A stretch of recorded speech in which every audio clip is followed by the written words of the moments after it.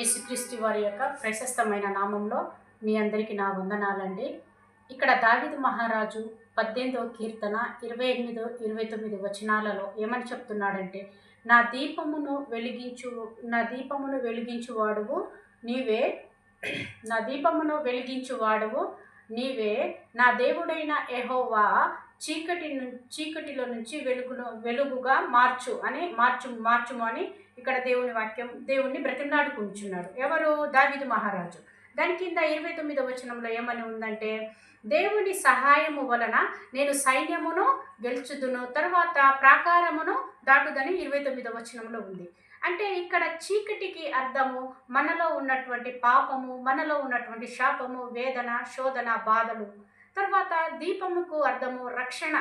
మనలో దేవుని యొక్క రక్షణ ఉంటే ప్రతి మనిషికి కష్టాలు, ఇరుకులు, ఇబ్బందులు, సమస్యలు రావడం అనేది సహజము. మరి వీటిని జయించాలంటే రక్షణ ఉండాలి. రక్షణ అంటే దేవుని వాక్యము. దేవుని వాక్యము మన హృదయాల్లో ఉంటే మనము ఆ వాక్యమును బట్టి, దేవుని బట్టి మనము దేన్నైనా జయించగలము. మరి దావీదు మహారాజు, అంత గొప్ప రాజు అయినటువంటి దావీదు దేవుని ఏ విధంగా ప్రార్థిస్తున్నాడంటే, నా దేవుడైన యెహోవా నా దీపమును వెలిగించువాడువు నీవే అనుచున్నాడు. ఎందుకంటే ఆయన అంత గొప్ప రాజు అయినప్పటికీ ఆయన జయించలేకపోవచ్చున్నాడు. ఎందుకంటే అతని వల్ల కావటం లేదు. ఎందుకంటే రక్షణ లేకుంటే మనం ఈ లోకంలో దేన్ని జయించలేము.